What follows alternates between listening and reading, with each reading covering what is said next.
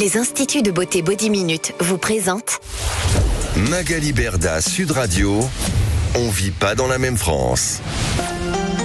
Magali Berda sur Sud Radio, il est 20h02, nous sommes en direct du lundi au jeudi, on vit pas dans la même France, cette émission si particulière qui casse les codes où on fait se rencontrer deux mondes qui ne se parlent jamais, une émission qu'on ne trouve que sur Sud Radio. Voilà, on rejoint tous les soirs un influenceur qui arrive à fédérer. Alors les influenceurs, on les aime pas, on les critique, bref, en attendant, ils arrivent à fédérer des dizaines, des milliers, des centaines de milliers, voire des millions de personnes sur leurs réseaux sociaux. Donc c'est qu'ils arrivent à communiquer en face de certains politiques institutionnels qui ont un petit peu plus de mal, on va dire. C'est pour ça qu'il y a beaucoup de gens en rupture politique et on essaye de ramener des gens à la politique d'une manière un peu plus simple, un peu plus fluide. Et puis un peu plus gaulerie, j'ai envie de dire. Voilà, on détend un petit peu les sujets. Nous on ce soir, ça va être léger. Alors justement, en parlant de ça ce soir, alors on ne sait pas qui est l'influenceur, qui est l'institutionnel. On va poser la question, se regarder. C'est un problème.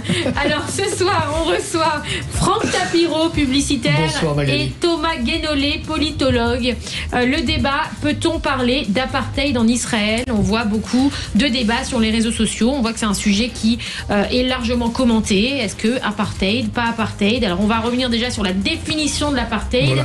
Voilà. Et donc ce soir, je suis ravie de vous recevoir tous les deux. On est sur un round 2. Alors je vous explique, on a affaire à deux personnes qui sont absolument pas d'accord. Comme la majorité des gens d'ailleurs sur les réseaux sociaux, malheureusement j'ai envie de dire.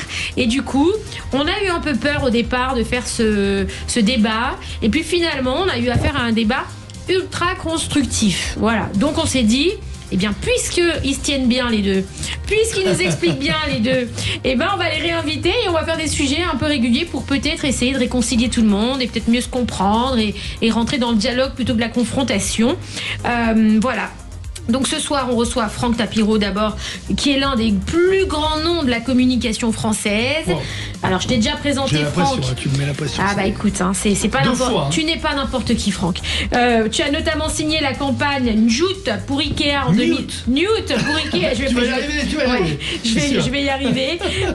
Donc Ikea en 2011. Sur le plan politique, tu as pris position fermement en faveur de l'État d'Israël, rejetant toute reconnaissance précipitée de l'État de la Palestine. Et sans condition. Tant que les groupes armés ne déposent pas les armes. Absolument. Et tu as en face de toi Thomas Guénolé, qui est politologue, dont les travaux portent sur la mondialisation, la montée de l'extrême droite et les enjeux démocratiques. Sur le conflit israélo-palestinien, tu as exprimé ton soutien à la cause palestinienne, un engagement humanitaire et symbolique visible. Tu as embarqué en septembre 2025 sur la Global Samud Flotilla, je ne sais pas si je dis bien. Ah là, c'est nickel. Ok. Une mission maritime humanitaire pour Gaza. Voilà, donc bienvenue à tous les deux. C'est mieux sur Samud que sur Newt. T'as remarqué ? C'est vrai. C'est parce qu'on avait dit Samud il y a 15 jours, c'est pour ça, entre-temps, il y a une courbe de progression qui est incontestable. Pardon. Et ce soir, bien sûr, je suis accompagnée de notre cher et tendre Mathias Renner. Alors Mathias, lui, il est plutôt un peu pour Israël, un peu pour la Palestine. Moi, je suis pour l'amour, la paix. Voilà, le en même temps, finalement. Ouais, Mathias, il j'ai est envie très, de la très paix cool. pour tout le monde. Voilà. Et, si vous pouvez vous embrasser sur la bouche tous les deux, il le ferait. Alors non, je suis pas de ce bord-là. Malgré la flottille, je suis pas de ce bord-là. Mais petite vanne, flottille, bord. Oh là là. Je la passe celle-là. Elle est bien, de ce bord-là, oui. Il n'y a pas de mots pour dire ce que je ressens. Ok, ça va. Elle revient de loin, Il y a un petit buzzer pour les... On va en faire un, tiens. Ah ouais, bah là, je suis Ça peut être sympa de faire un buzzer, tiens. T'imagines. Et Magali, j'ai hâte de ce match des Titans, parce que tout le monde attendait ça sur les réseaux aujourd'hui. Ah bon ? Donc j'attends... Ah oui, c'est vraiment le match des Titans. Là, sur les réseaux, on a eu inondation, rien à voir avec la flottille, bord et compagnie. C'est parti. Toujours. J'attends les nombreuses réactions sur le live Instagram @Magali Berda et sur le YouTube Sud Radio. Exactement, Mathias. Merci. Donc je suis votre voix. Merci. Alors d'abord, Thomas, qu'est-ce qui était important pour toi? Pourquoi tu es parti sur cette flottille? Qu'est-ce que tu comptais faire? Alors, le but de cette flottille, donc il s'agissait de 40 bateaux, de 40 nationalités différentes, 400 volontaires humanitaires au total, et notre but était de briser, par des moyens pacifiques, puisqu'on était totalement sans armes, le blocus israélien qui était en train d'affamer la population de Gaza. Et donc, notre démarche était extrêmement simple, c'est, on y va, et... Pourquoi on essaye de passer? Eh bien parce que selon le droit international, nous empêcher de passer en tant que convoi humanitaire, c'est un crime de guerre. Donc de deux choses l'une, soit on va passer, et c'est une super bonne nouvelle, non pas par la quantité assez modeste, il faut le dire quand même, de cargaison humanitaire qu'on apporte. Oui, parce qu'il paraît qu'il n'y avait rien à bouffer dans la flottille. C'est faux, il y avait 40 tonnes, c'est quand même pas rien. Moi, je les bouffe pas tout de suite. Voilà. Donc mais c'est pas grand-chose. C'est pas ce qu'ils ont dit dans les médias, je te le dis. Voilà, mais en tout cas, c'était 40 tonnes. Mais je suis le premier à admettre que c'est une goutte.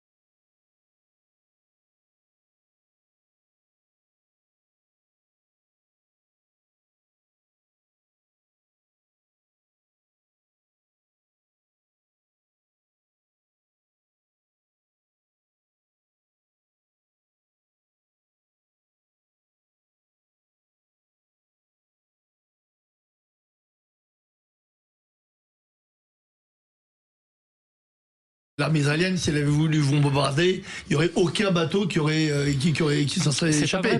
Donc vous allez dire qu'il n'y a pas eu de bombardement. Il y a eu peut-être de l'observation. Je sais qu'il y a eu de l'observation. C'est normal qu'il y ait eu de l'observation parce que. Mais écoute, j'y étais quand même. Excuse-moi. On a été bombardé. Mais bombardé, mais il y a combien de morts balancé. Combien de morts il y a eu? Mais justement, leur but était d'endommager des bateaux et de faire fuir un maximum de volontaires humanitaires. Mais ce faisant, ils ont pris le risque de faire des blessés et des morts parce que quand tu balances des bombes, j'ai bien dit, je le répète, en visant les mâts et les voiles, en visant les mâts et les voiles, tu prends le risque de blesser quelqu'un ou de tuer quelqu'un. Et d'ailleurs, je dis que tu prends le risque parce que ça s'est produit au mois de mai, le Conscience, quand les drones israéliens ont, décidément c'est une manie, bombardé, dans les eaux internationales encore une fois, ils ont provoqué un incendie à bord. Et l'équipage aurait pu y rester, c'est factuel. La première fois que j'entends ça, le Conscience aussi, vous connaissez pas non, le bombardement. Pas du tout, j'ai jamais entendu parler de bombardement, j'ai entendu parler bien entendu d'observation, c'est normal, c'est une guerre, il y a une vraie guerre qui se passe sur le terrain.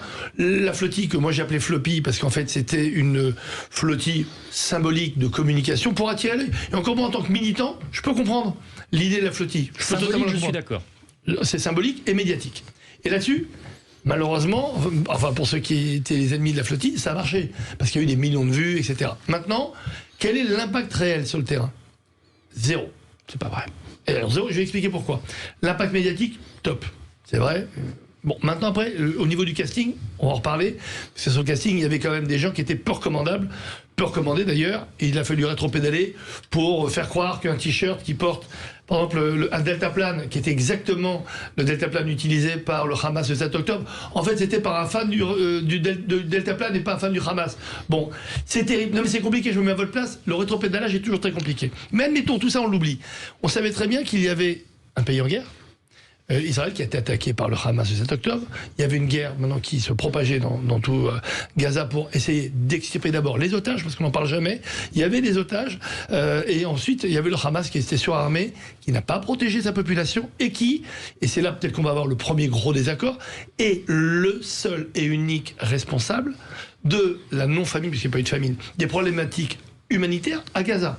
Il faut le savoir, et maintenant c'est documenté, et on le sait, que toute l'aide humanitaire a été récupérée par le Hamas pour une seule et bonne raison. Il fallait qu'ils se recadrent et il fallait qu'ils refassent un casting pour avoir de nouveaux terroristes. Ils ont revendu à leur propre population, qui n'ont non seulement pas protégé, et ça Thomas le sait, ils n'ont pas protégé un Gazaoui dans les sous-sols.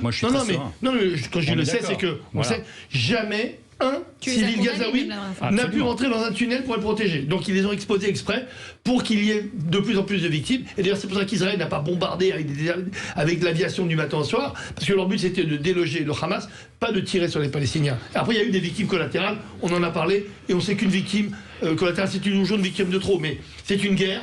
c'est une vraie guerre qui a été faite pour essayer chirurgicalement de faire le moins de victimes possible. Mais le Hamas qu'ils ont fait, c'est voler l'aide humanitaire, on l'a vu dans tellement de vidéos, pour la revendre après à prix d'or à la population, d'abord pour soit faire un trésor de guerre et pour pouvoir recruter entre 10 à 15 000 terroristes, on l'a vu, surtout les derniers mois. Donc c'est vrai que on a accusé la famine, on sait qu'elle n'a jamais eu lieu. Toutes les unes qui ont eu avec, vous savez, avec la maman qui tient un petit enfant qui a été soigné par Israël, qui souffre d'une maladie, leucotrophie, et il y en a eu 2 autres qui sont des fake news absolues. Il n'y a jamais eu de famine. Maintenant, il y a eu évidemment des problématiques alimentaires, des problématiques humanitaires. Il faudrait être fou pour dire le contraire. Mais attention, ce n'est pas Israël qui a manipulé, qui a instrumentaliser cela, c'est le Hamas. Et après, derrière, il a fallu organiser la livraison humanitaire. On revient tout de suite sur Sud Radio pour entendre la réponse de Thomas Guénolé aux propos de Franck Tapiro sur la famine, sur tout ça. Restez avec nous sur Sud Radio. Sur le génocide, on revient juste après ça. On fera encore 8 minutes de débat sur la flottille, etc. Et après, on part sur la question de l'apartheid en Israël. À tout de suite sur Sud Radio.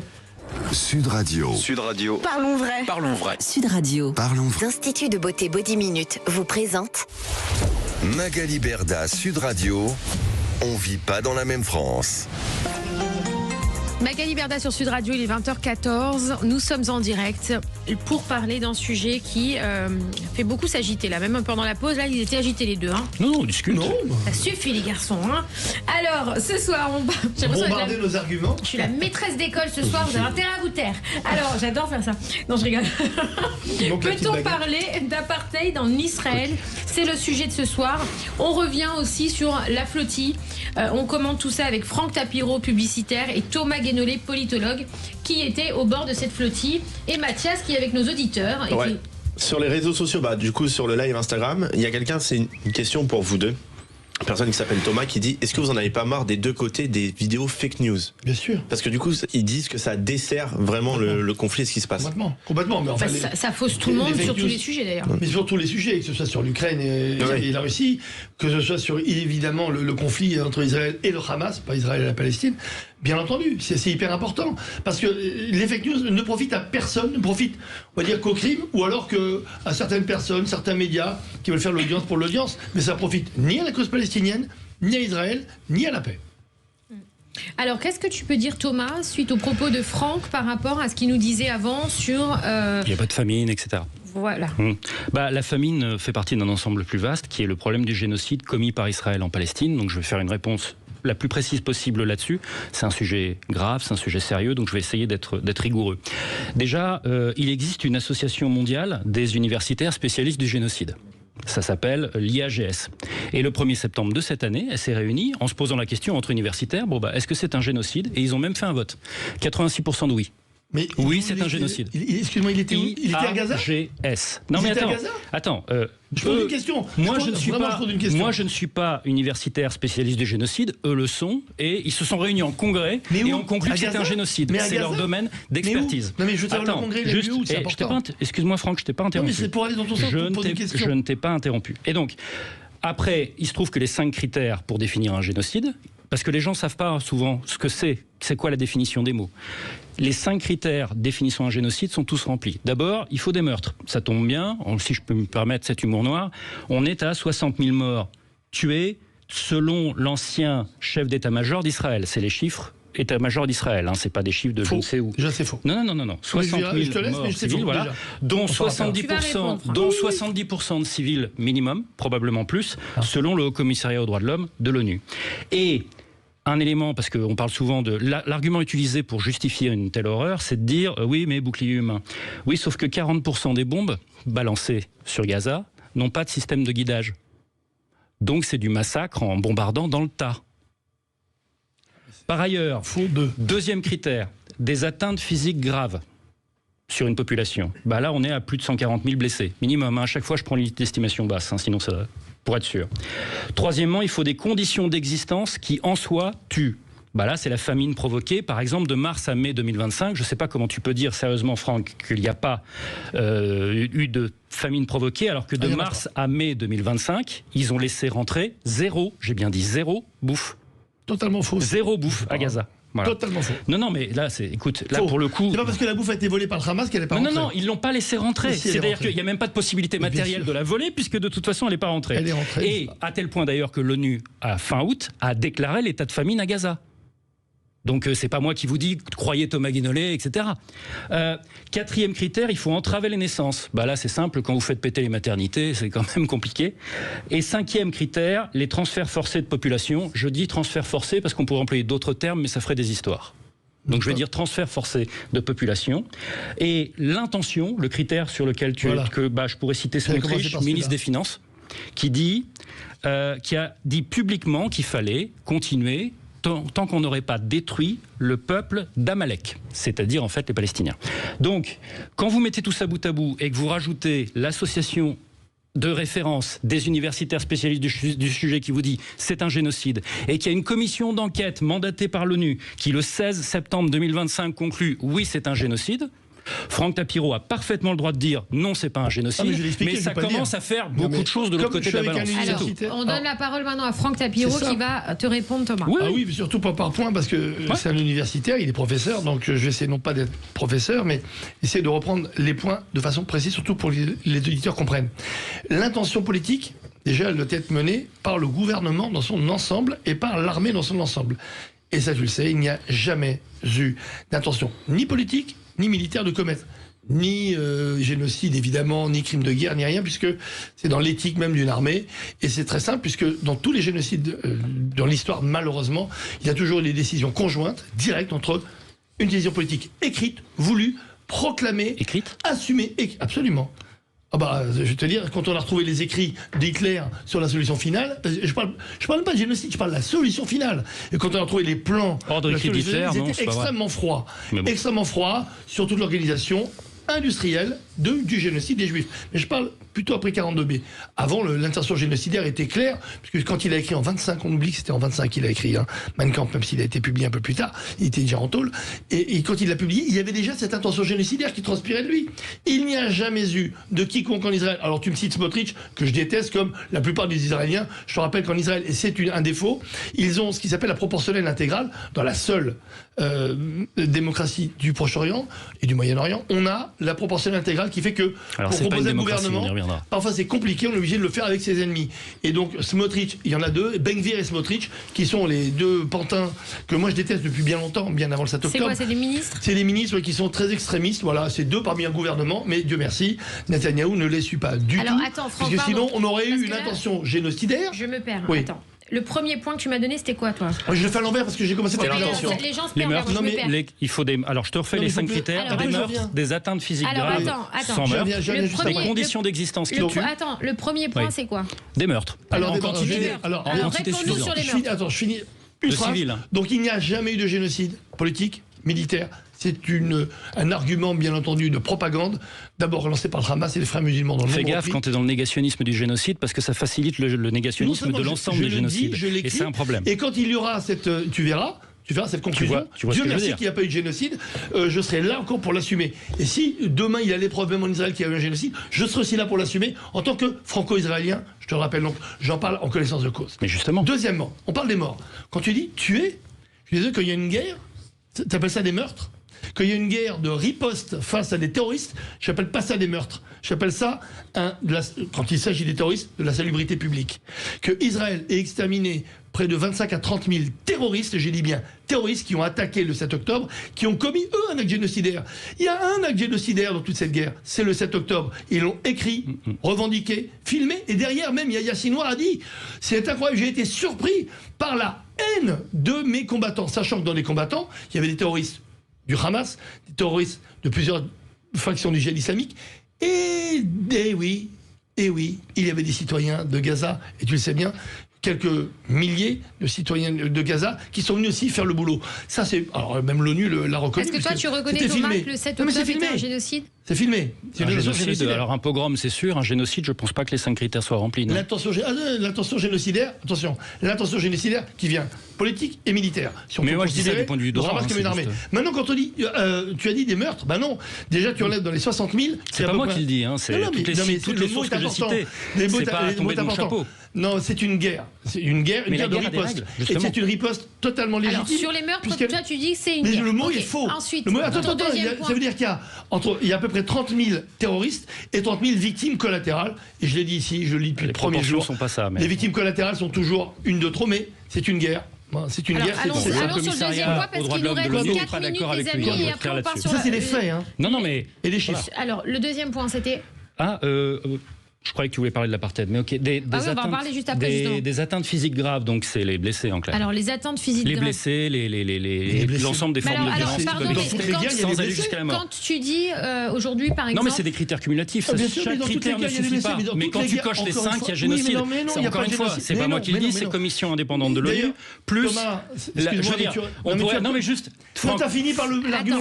Franck, 2 secondes. Réponds à ça, c'est presque un gag, en fait, d'humour noir involontaire. C'est qu'on est là. S'il existait une association internationale des spécialistes du génocide qui disent que c'est un génocide, Thomas, je t'ai laissé parler tout à l'heure. D'abord, des gens qui décident à l'autre bout du monde qu'il y a un génocide dans un endroit qu'ils ne connaissent pas. Mais c'est pas des gens, c'est des experts du sujet, des experts dans leur association mondiale de référence. Alors explique-moi, toi, quel est leur critère d'expertise? Je serais ravi. Les 5. Ils ont quoi? Ils n'ont pas de photos, ils n'ont pas de terrain, ils ont pas fait de... Il n'y a pas des médecins légistes. Encore une fois, aujourd'hui, on est en train de découvrir petit à petit ce qui se passe déjà depuis le 7 octobre. Et eux, par magie, parce qu'ils sont totalement orientés, ont décidé de leur bureau de dire il y a eu un génocide. Totalement orienté. Totalement orienté, parce que, expert ou pas, comment tu peux être un expert sérieux sans avoir de preuves? Qui me les amène les preuves? Et je suis le premier à les reconnaître. Il n'y en a pas, tu le sais, malheureusement. Non, mais c'est marrant. Non, pardon, je rigole, c'est un sujet sérieux. C'est important, c'est important. Les morts. Donc, j'ai dit, il n'y a pas eu de... J'ai dit, il y a des victimes collatérales, les blessés. C'est une guerre. Il n'y a pas que des morts. Il n'y a pas que des morts. Il y a des blessés aussi, comme en Israël. Et tu sais très bien. Après, autre fait, totalement faux. Les seuls objets donc de bombes qui n'ont pas de tête chercheuse, ce sont les fameuses roquettes. On appelle ça roquette. Pourquoi? Un missile, c'est une force donc d'explosion avec une tête chercheuse au bout. Ça s'appelle un missile. Quand tu enlèves la tête chercheuse, ça devient une roquette. Les seules roquettes, c'est les centaines de milliers de roquettes qu'envoie le Hamas sur Israël depuis 2006. Et c'est comme ça d'ailleurs qu'Israël a inventé le dôme de fer. Pourquoi ils ont inventé le dôme de fer, Israël? À ton avis? Pour une seule et bonne raison. S'ils avaient dû répondre aux centaines de milliers de roquettes reçues en 20 ans en Israël, ils auraient été obligés de rayer Gaza de la carte. Ils ne l'ont jamais fait pour protéger d'abord la population gazaoui. Parce que qu'est-ce qui s'est passé? Le dôme de fer permet d'éliminer donc les roquettes en plein vol et évite à Israël de riposter par des attaques, par des bombardements. Sinon, il l'aurait fait. Et tu peux compter, c'est des centaines de milliers de roquettes. Qu'est-ce que tu racontes? T'as vu des photos de Gaza? Tu dis Gaza n'a pas été rasé. Je parle pas de ça, je parle de... Non, il t'a dit depuis 20 ans. Attention, depuis 20 ans. J'ai dit depuis 20 ans. Pardon. Donc c'est ça les roquettes. Autant pour moi. Et Israël n'a jamais utilisé ce genre de missile, et tu le sais bien. Le premier soir, enfin un des premiers jours, on a dit qu'un hôpital avait explosé à Gaza. Tout le monde avait dit qu'il y a eu entre 700 à 800 morts. Et comme Israël et toute cette région est une région sacrée, il y a eu une résurrection il y a 2000 ans. Et là, en une nuit, 800 personnes ressuscitées. Pourquoi? Parce qu'on s'est rendu compte sur les vidéos que le tir, c'est un tir contre son camp. C'est le Hamas qui avait tiré avec une roquette qui lui est retombée dessus sur l'hôpital, à côté de l'hôpital.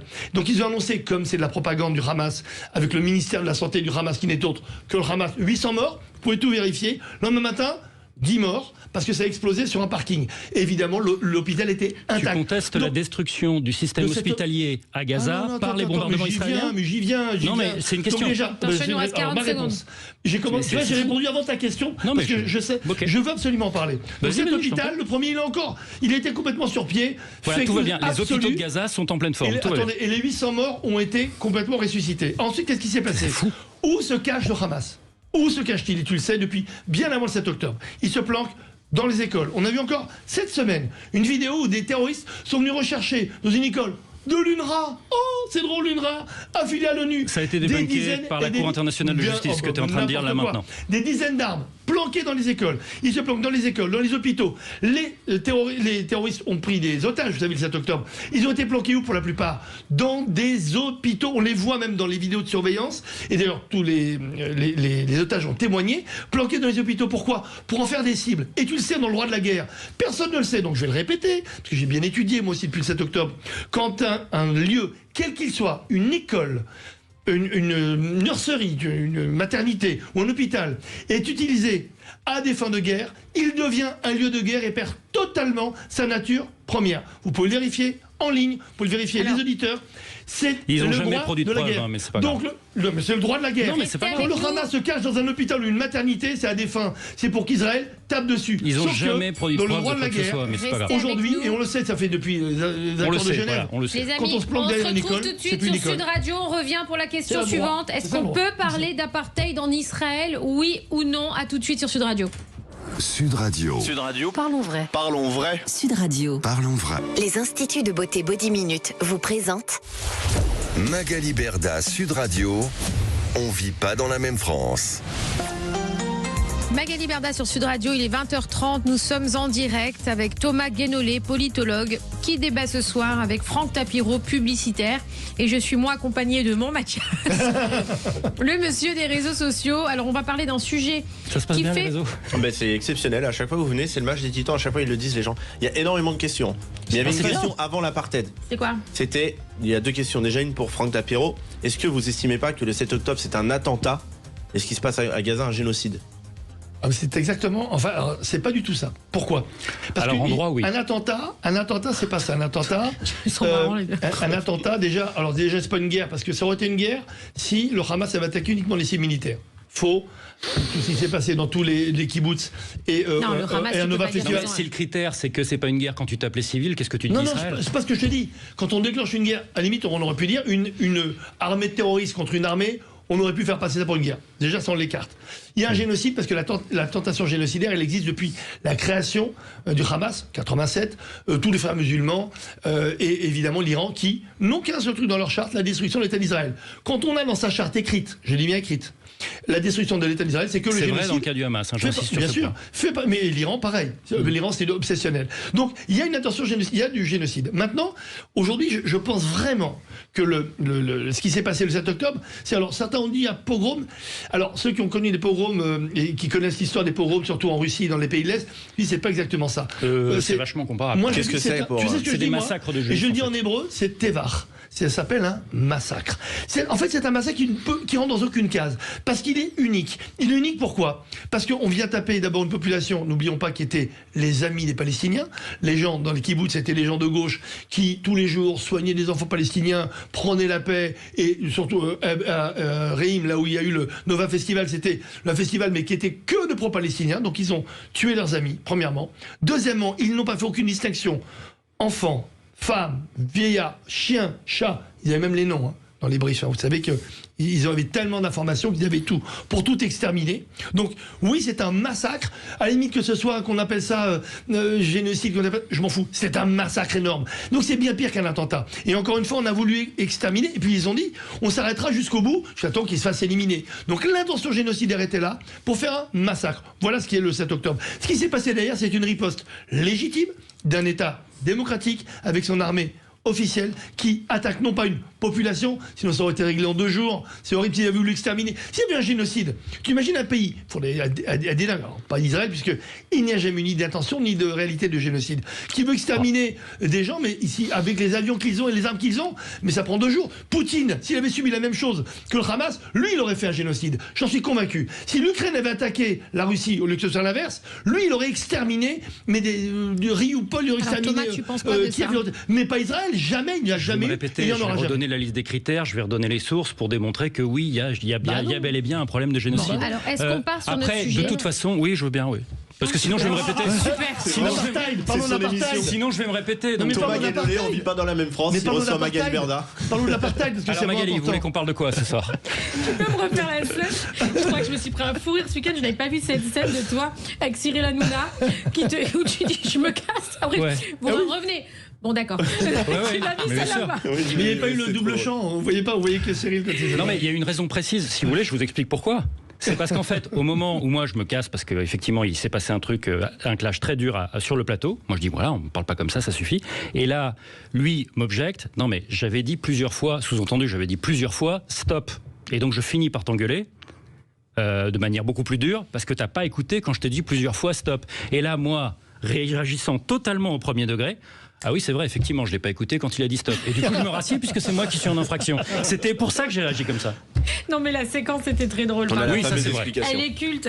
Alors, est-ce qu'il y en a un de Apartheid. vous deux qui peut nous définir l'apartheid? C'est quoi un apartheid? Parce qu'on voit ce mot partout sur les réseaux. Alors, en droit, c'est Vas-y. quand un groupe ethnique en domine un autre, ça est très important, sinon c'est pas de l'apartheid, et que c'est prévu par la loi.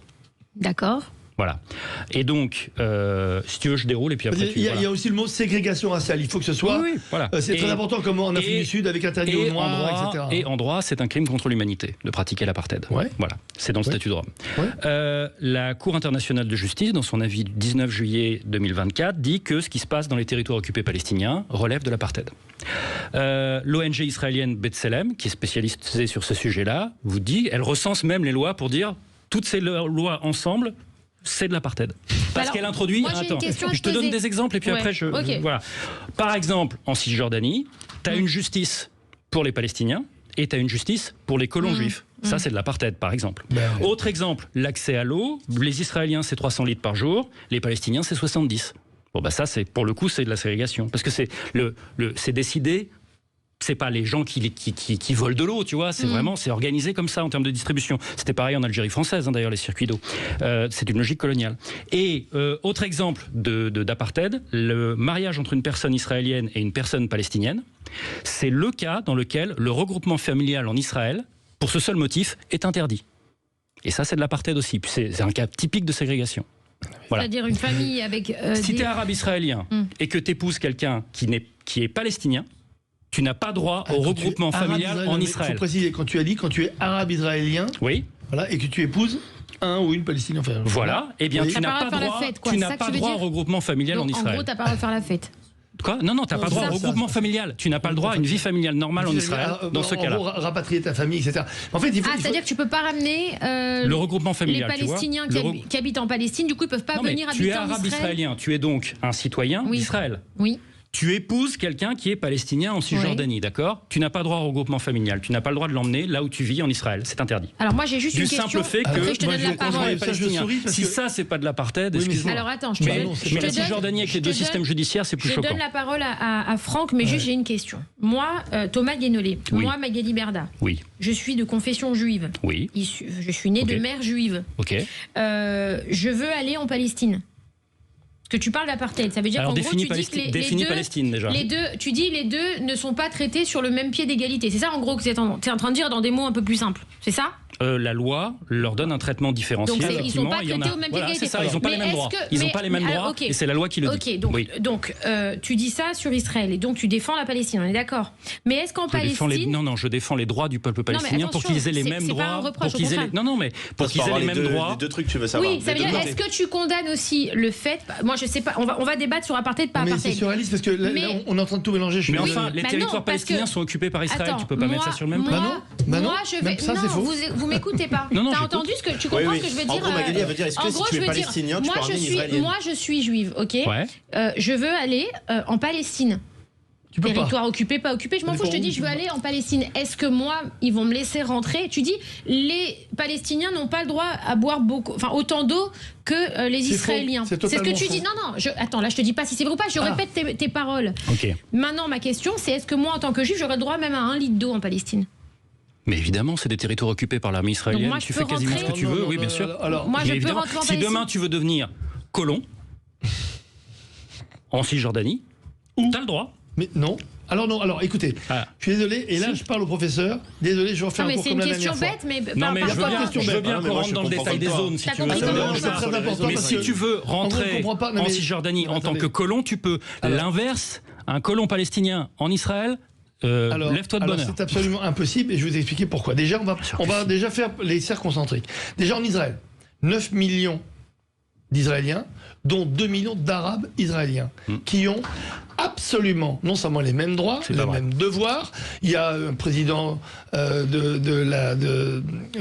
la Cour suprême, il y a des juges, il y a des avocats, il y a des médecins. Et la loi État-nation, t'en fais quoi? On en a déjà parlé. Mais non, mais c'est n'importe quoi. Je suis israélien, je peux t'en parler en tant qu'israélien. Oui. Et alors? Il y a eu même, il y a quelques années, des manifestations et à Tel Aviv et à Jérusalem, parce qu'il y avait eu un numerus clausus, non seulement pour les pharmaciens et pour les médecins, où on privilégiait, parce que c'était pour équilibrer, il faut regarder à peu près 47% de toutes les pharmacies. Mais Franck, la souveraineté nationale est réservée aux Juifs. Mais c'est totalement faux. Si, c'est dans la loi État-nation. Faux. Ça a évolué il y a plus de 15 ans. Non, c'est là, 2018. Mais non, pas du tout. Ça a évolué. La loi État-nation. Mais non, c'est faux. Et vous pouvez vérifier, 47% de toutes les formations en Israël sont tenues par des Arabes israéliens. D'ailleurs, les Arabes israéliens sont heureux en Israël. Il n'y a jamais eu un seul problème. Depuis le 7 octobre, il n'y a pas eu une émeute.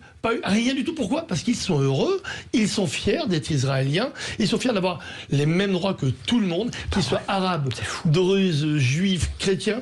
Tous les Israéliens ont les mêmes droits. C'est une vérité, puisque non seulement l'État d'Israël s'est monté là-dessus, puisque c'est la citoyenneté qui est dans l'ADN même d'Israël, et ça n'a jamais été contesté. Et la preuve, et d'ailleurs au 7 octobre, tous les ennemis en face espéraient une seule chose, c'est une révolte des Arabes israéliens qui n'y a jamais eu lieu, pour vous montrer le ciment absolu de ces 9 millions d'Israéliens, qu'ils soient juifs, musulmans, chrétiens, on s'en fout, c'est des citoyens avec les mêmes droits. Ça, c'est évacué. Maintenant, ce qui est extraordinaire, alors vous savez, pour vous dire ma bonne foi, la définition de l'apartheid, n'oublions pas, il ne suffit pas d'avoir la même nationalité pour avoir une politique d'apartheid s'il y en avait une. En gros, l'apartheid peut se faire sur votre population ou sur d'autres. Donc, je l'admets. Maintenant, pourquoi il n'y a pas d'apartheid en Israël? Pourquoi c'est un fantasme? Il y en a peut-être un dans l'autre sens. Des gens parlent de Gaza.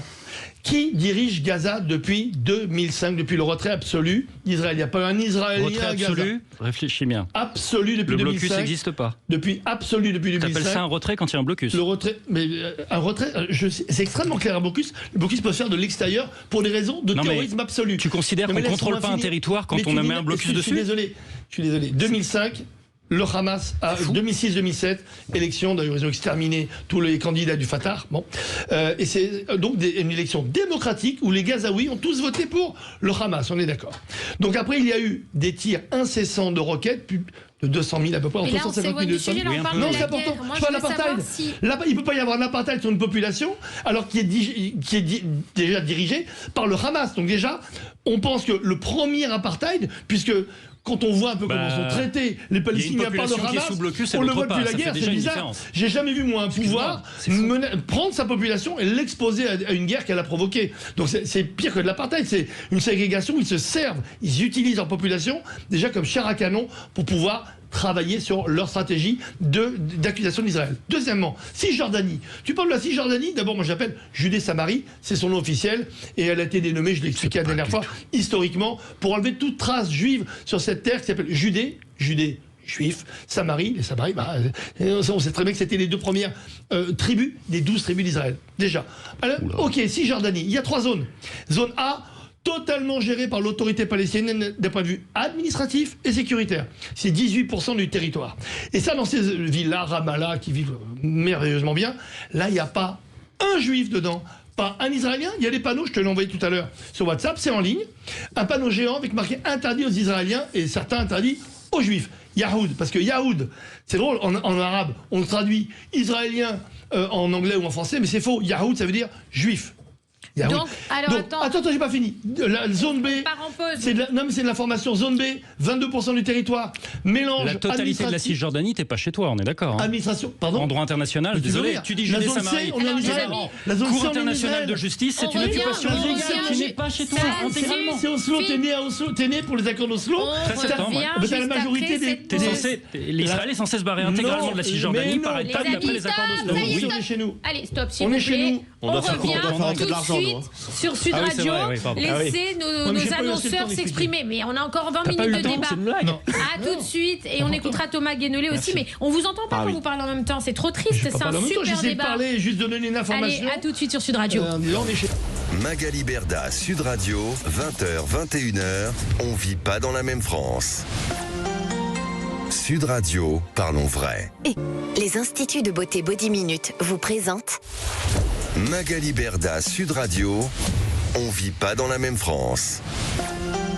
Magali Magali Berda sur Sud Radio, il est 20h45. Ce soir, un grand débat sur Israël. Est-ce qu'on peut parler d'apartheid en Israël? Alors les amis, ce soir on reçoit Franck Tapiro, publicitaire, en face de Thomas Guénolé. Et alors j'ai l'impression, pardonnez-moi, mais je vais vous le dire très sincèrement, on se perd. Moi je suis perdue là. J'ai besoin de savoir, est-ce que... Non mais c'est vrai parce que nous, il va falloir un troisième débat. Nos auditeurs, c'est un marathon. C'est pas les auditeurs que vous avez habituellement. Et là, je peux vous garantir qu'ils sont un peu perdus dans les mots que vous employez, on les comprend pas. Et en fait, le but de cette émission, c'est de faire comprendre aux gens d'une manière la plus facile et compréhensible. Vous mettez un contexte, tu sais pourquoi ils comprennent pas? Ils ont été tous, de part et d'autre, manipulés depuis 2 ans par une fake news et une propagande hallucinante qui fait qu'ils comprennent plus. Eux, pour eux, la Palestine, c'est un pays qui a été envahi par des Israéliens en 48. Et alors là, le sujet de ce soir, on a parlé un peu de la flottille, on a parlé un petit peu de... Pour ça qu'ils on a fait la première partie de l'émission sur un peu notre sujet. Maintenant, la partie, c'est est-ce qu'on parle d'apartheid en Israël? Thomas, tu nous dis oui, parce que les musulmans... Non, les Palestiniens. Donc mais alors, alors en fait, si tu veux, il y a une pyramide. Comment dire? Oui, c'est ça, c'est une pyramide. Ils ont moins de droits que les juifs. Voilà, en gros, ceux qui ont le plus de droits sur l'ensemble territorial Israël plus Palestine, c'est les citoyens israéliens de confession juive. C'est eux qui ont le plus de droits. C'est faux, c'est faux. Attends, oui, mais tu peux pas dire en dessous, pareil. avec moins de droits, c'est les Arabes israéliens. En dessous, c'est les Palestiniens qui vivent dans les territoires occupés. Et je simplifie, c'est-à-dire qu'il y a encore la situation des colons israéliens de confession juive dans les territoires occupés palestiniens. Et tout ça, c'est des droits différents de par la loi. Et quand vous avez des droits différents de par la loi selon votre identité assignée, ça s'appelle l'apartheid. Si on peut tout dire aussi, il y a aussi des territoires, par exemple, où il y a marqué interdit aux juifs. Oui, bien sûr, mais c'est la logique d'apartheid qui fonctionne comme ça. Et d'ailleurs, à chaque fois quand j'entends Israël, c'est la seule démocratie du Proche-Orient, pardon, mais il ne viendrait à personne l'idée de dire que l'Afrique du Sud, à l'époque de l'apartheid, était une démocratie. Pourtant, il y avait des élections. Non, mais est-ce que les Zoulous ont commis le 7 octobre à l'époque en Afrique du Sud? Je te pose la question. Et deuxièmement, si Israël n'est pas la seule démocratie du Moyen-Orient, cite-moi une autre. Une. Ah mais je ne te dis pas qu'il est... Alors attends, ceci dit, il en existe au moins une. Qui? L'Irak. Il y a des élections en Irak. Bon. Alors, c'est bien que tu ris. Alors moi, c'est bien que tu rigoles. Bon. Non mais c'est pas sérieusement. Thomas, sincèrement, on s'entend bien pour ça, mais tu peux pas... Non mais... comparer Irak à Israël, surtout... T'imagines dans quel monde on vit? Et j'espère pouvoir t'emmener avec moi Israël très prochainement, comme on s'en est parlé. Et là, tu verras que, évidemment, tu me proposes ça publiquement? Publiquement. On est à l'antenne, hein. On est à l'antenne publiquement. Moi, je te propose à toi. J'ai proposé à l'époque, d'ailleurs, à Émeric Caron. Alors, tu vas avoir une difficulté, mais si tu lèves cette difficulté, je viens. Je m'y engage. Publiquement aussi. Je m'y engage. C'est que moi, je suis interdit de séjour en Israël pour avoir participé à la Global Soumoud Flotilla et avoir été en prison à Ketziot. Donc, si cette difficulté est levée, je viendrai pour le faire, parce que si on le fait dans un esprit justement ouvert, un esprit citoyen, je dirais, et surtout un esprit de vérité, je m'y engagerai à le faire parce que pour moi c'est très important. Excusez-moi, alors, pardon. Je pourrais pas rentrer à Ramallah avec toi. Pourquoi? Si t'as 2 Israéliens, je suis israélien. C'est pour ça que je te dis qu'il y a de l'apartheid en Israël, mais il est sur la zone A. T'inquiète pas. Non mais si on organise ça, je vous accompagne, les garçons. Il y a moyen. Tu viendras avec nous. Par contre, les gars, si Magali vient, ça va coûter cher parce que c'est business, elle. Non mais je vous dis, on va faire. Oui, c'est vrai. On va y aller, on va faire un doc là-dessus parce que il faut absolument le faire. Donc ça veut dire qu'on part tous les 3? Oui, quand vous voulez. On part tous les 3 en Israël. Quand vous voulez. On emmène Thomas. Si j'arrive à débloquer l'interdiction de territoire. On emmène Thomas Guénolé à Tel Aviv, c'est ça? Bah, il y a une condition quand même un peu difficile à remplir. Hein, il faut lever ta restriction. Oui, mais je vais demander. Parce que Thomas Guénolé est interdit de territoire. Oui, mais je vais l'expliquer. En gros, si on y arrive. Enfin, je suis pas sûr en fait. J'ai juste été expulsé après tout. Ah ben, on va se renseigner. On va voir. Et alors, du coup, ça voudrait dire que toi, tu irais sur place. J'aimerais vraiment le faire. Mais dans ce cas-là, je l'emmène à Ramallah derrière. Faut être. Tu pourras pas. Mais si je peux. Mais si je n'ai pas le droit. Mais Thomas, tu verras. Ce qu'il y a bien. Et merci de ta moyen. Parce que moi, je viens avec vous. Mais là, moi, je te dis dans l'histoire. Tristement, le seul panneau d'apartheid qui existe en Israël, je te l'ai envoyé tout à l'heure, c'est un gros panneau rouge qui est écrit en 3 langues, qui a été mis devant la zone A en disant qu'aucun juif et aucun israélien ne peut rentrer en zone A. La loi État-nation dit que la souveraineté nationale est réservée aux juifs. Si c'est pas une différence de traitement, dis-moi ce que c'est. Et c'est pas une loi de pas du tout. Les Arabes israéliens, de mémoire de 2018. Est-ce qu'un Israélien a déjà tenté de passer ce panneau Et qu'est-ce qui s'est passé? Non, mais non, en plus, on n'a Tu pas veux le dire droit. à part les colons, Non, on n'a pas le droit. de dire qu'un Non, Israélien mais peut pas c'est être une cisjournaliste, question. il y a des Non, colonies c'est rentré juives. dans la droit, c'est rentré même dans le droit israélien. C'est-à-dire qu'en gros, ils sont mis d'accord avec donc, l'autorité palestinienne, autorité. Alors maintenant, c'est l'État, hein, quand on ils est en sont mis France. d'accord. Oui, mais ils sont mis d'accord. Enfin, une reconnaissance pour Emmanuel Macron et la France. Mais Ouais. il n'y a pas encore d'État. Mais il y en aura peut-être un jour, on en parlera.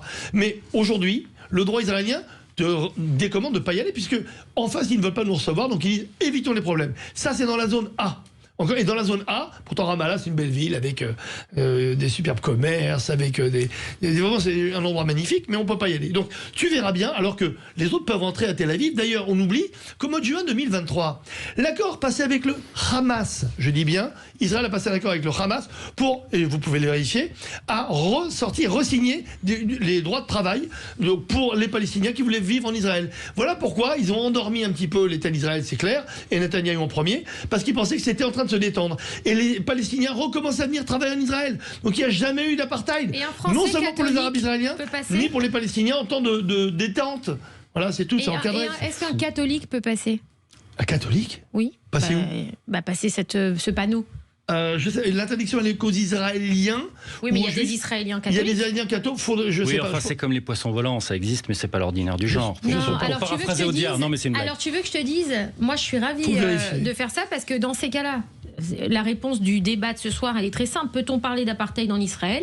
On va aller le vérifier sur place. Exactement. Et En parler, la preuve que oui, on vient de le faire ce soir. Non mais On parlait, mais il n'y en a pas. Non, Tu mais verras. vous n'êtes pas d'accord. On n'arrive pas à Ouais. vous mettre d'accord. C'est pas ok une question d'opinion, mais j'ai pas Je pense d'opinion. qu'il y a là-dessus, hein. personne. J'ai l'impression d'entendre un pied noir d'Algérie me parler de l'Algérie Écoutez-moi, française. Les aucun Arabes de sont nos heureux, auditeurs c'est un paradis. ne peut Avant dire- qu'on soit Il n'y a là, pas de c'était territoire une algérien, route, non, etc. il y avait qu'un Et État. d'ailleurs, mais même, Ah non, les Thomas, pieds noirs Thomas. te disent l'Algérie n'existait Thomas, pas en tant Thomas, que pays avant c'est qu'on pas arrive. vrai, Et c'est pareil pour la J'ai jamais Palestine, dit ça ça. n'existait pas avant. Aucun de nos faire auditeurs, un- c'est fou. attends, je vais te vous laisser. Aucun de nos important. auditeurs ne peut contredire votre engagement personnel Bien sur sûr. ces causes, d'accord? Que ce soit Thomas ou que ce soit Franck. Moi, je vous dis juste une chose. Je pense que c'est une très bonne idée.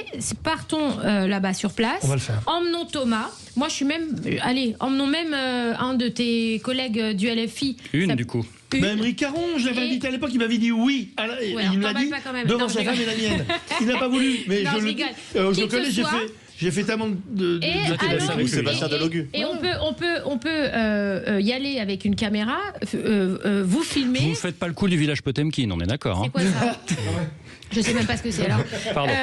Non mais et comme ça, on voit sur place parce que Madame il est Borat. vrai ce que disait Mathias tout à l'heure et ce que te disait Mathias pendant la publicité, et ce que il vous le disait à vous deux, ce qui est dangereux finalement, c'est que tout le monde s'exprime sur ce sujet sans même être allé nulle part. Alors je te rappelle que je suis Aussi. allé en Israël, moi. Non, oui, mais tu t'es resté en prison après. Ah bah oui, mais ça compte. Excuse-moi, je suis israélien, j'étais j'ai fait- Tu vois, dans tu le disais Negev. il n'y a Une pas fois par beaucoup de an. catholiques en Israël. Ben moi, je serais ravie de t'emmener à Mais je suis Jérusalem. pas catholique, moi. Qu'est-ce qui te fait croire Mais que je non, suis mais je te catholique parle pas de catholique. Ah, je pardon. t'ai pas dit que t'étais catholique. On t'a dit tout à l'heure, il y a des catholiques israéliens. T'as dit il n'y en a pas. C'est comme les. Je sais pas. ce que Non, t'as il dit. en existe, mais c'est une minorité. Comme les poissons volants. il dit. Eh ben, Ouais. allons-y. Non, mais il y a plein de catholiques en Israël, attention. Non, plein. De toute façon, il n'y a jamais eu de problème. À une encore époque, il fois. y avait une majorité de chrétiens sur ce Bien territoire. sûr. C'est Non, vrai, mais oui, on c'est parle vrai, il y a- sérieux là, les amis. Allez, On faut faire le fait byzantin. vraiment. Mais je suis. Est-ce que tu sais, quand je dis quelque chose, je le fais. Et je le dis, je le fais. Et pareil pour Thomas, comme je sais que. On va perdre Thomas Guénolé sur les plages de Tel Aviv. Moi, je vous le dis, Mais hein, c'est les gars. sûr, on te prendra un billet aller, mais il n'y aura pas de billet retour, je pense. Tellement il se sentira bien là-bas. Et je veux voir, et je veux vivre avec toi ce moment où dans tes yeux, tu verras la réalité. Parce que ma première cause. Ou peut-être qu'il restera sur sa pensée. Je suis, franchement, je crois que Oui, je mais- resterai celui-là, je sais très bien Mais ce que je Franck, il ce faut que je vais laisser découvrir. la porte ouverte Mais aux c'est deux pour ça. solutions. C'est-à-dire Mais Magali- que allons sur le terrain et voyons directement. Mais je voulais te dire, ma cause, c'est pas la cause d'Israël ou la cause des Juifs. Moi, la cause, c'est celle de la vérité. Ma guerre, c'est la guerre de la vérité. Pourquoi ? Parce que je vois depuis 2 ans, et bien avant, une telle propagande honteuse, mais de tous les côtés. Je veux que ça s'arrête. La guerre Ça, de la c'est vérité vrai. doit s'arrêter. L'existence de propagande généralisée, mais ça, c'est un mal de notre époque. Et Les je réseaux veux. sociaux, là- par exemple. Pas nécessairement. C'est pas. Alors oui, c'est vrai que ça aggrave le problème parce que du coup, les propagandes sont interconnectées. Je suis d'accord avec ça. Mais je dis juste qu'on a perdu en route l'éthique du débat et c'est incroyable à quel Exactement. point tous autour de Ça, c'est cette vrai. table, on a perdu des amis par désaccord C'est sur vrai. le sujet Tu as israélo-palestinien. raison. Ça, c'est vrai. Tous. C'est vrai. Et C'est les vrai. gens qui nous écoutent, c'est pareil. C'est vrai. Et ça, c'est un problème. Bah, ils à mon avis. s'insultent, par exemple, dans les lives. On l'a Alors, vu la Voilà. dernière fois. Voilà ils Et trouvent pourquoi ça nous, ça insultant. on a fait une Moi, heure je préfère là-dessus. parler, Est-ce qu'à un discuter. moment, on s'est Non. est-ce qu'à un Non. moment, on s'est insulté, Non. on s'est mis en colère, etc. Non. Et ça, c'est important Bah, en vous allez soi. même partir Mais ça en se voyage perd. Mais ensemble. justement, si je Magnifique. m'énerve pas contre Thomas, c'est que je sais d'abord, c'est un professeur, il sait de quoi il parle. Lui, au moins, on a du répondant. On sait que, même si on n'est pas d'accord, on a du répondant. Mais parce que je sais qu'il est de bonne foi, que demain, quand il va venir en Israël et on le laisse. En plus, on te laissera aller toi devant des gens. On te laissera toi aller devant des Arabes israéliens, des Israéliens juifs, chrétiens, des Druzes, etc. Tu vas voir ce qu'ils vont te dire. Tu vas voir ce que tu vas vivre là-bas. Et j'ai hâte de cela. Et d'ailleurs, j'avais proposé ça à Émeric. Émeric avait refusé in fine. Je suis prêt à y aller si on me laisse entrer. Si on me laisse entrer, je viens. Je l'ai dit, je le dis, on est à l'antenne là. On va le faire. Tous témoins. Et j'ai même le nom du doc. C'est quoi? Retour en terre promise. Il y a eu Retour en terre inconnue avec mon ami Frédéric Lopez. Pour moi, ce serait un retour, effectivement, mais c'est très ironique. Non, c'est pas ironique, parce que tu verras que cette terre promise, cette terre désirée, cette terre contestée parfois par certains, est une terre universelle, une terre qui accepte tout le monde. Et c'est pour ça que ce sujet de l'apartheid, je veux absolument qu'on débatte ensemble, mais surtout que j'expose des faits qui sont tellement vérifiables, et tu le vérifieras toi-même. Non, mais c'est marrant que tu parles d'une terre universelle. Il n'y a jamais eu d'apartheid. C'est marrant que tu parles d'une terre universelle, parce que moi, effectivement, je suis pour ce qu'on appelle la solution à un État, parce qu'il faut quand même parler un peu des solutions, c'est-à-dire que Israël et la Palestine deviennent une seule république multiculturelle, que j'appelle la République de Canaan, puisque les Cananéens sont les ancêtres communs des Juifs et des Palestiniens, et que donc ils aient tous les mêmes droits et les mêmes devoirs dans ce territoire-là. Les amis, merci à vous deux, merci Franck Tapiro, merci Thomas Guénolé. Allez, on va se faire un round 3 les gars. Round 3, je pense. Mais cette fois-ci, en Israël, là-bas, et on emmène Thomas Guénolé. Merci à vous deux. Merci en tout cas merci pour votre respect à tous les deux, merci pour votre savoir-vivre ensemble, etc., etc. Je suis très fière de vous. Savoir débattre ensemble. On se retrouve demain à 20h sur Sud Radio. Tout de suite, vous retrouvez les clés d'une vie avec Jacques Pessis et son invité, le patineur, je l'adore, Philippe Candeloro. À tout de suite sur Sud Radio et enfin pour nous, à demain. Merci à tous les deux, merci beaucoup. Salut. Magali Berda, Sud Radio, 20h, 21h. On vit pas dans la même France. Avec Body Minute. Sud Radio. Sud Radio. Parlons vrai. Sud Radio. Parlons vrai.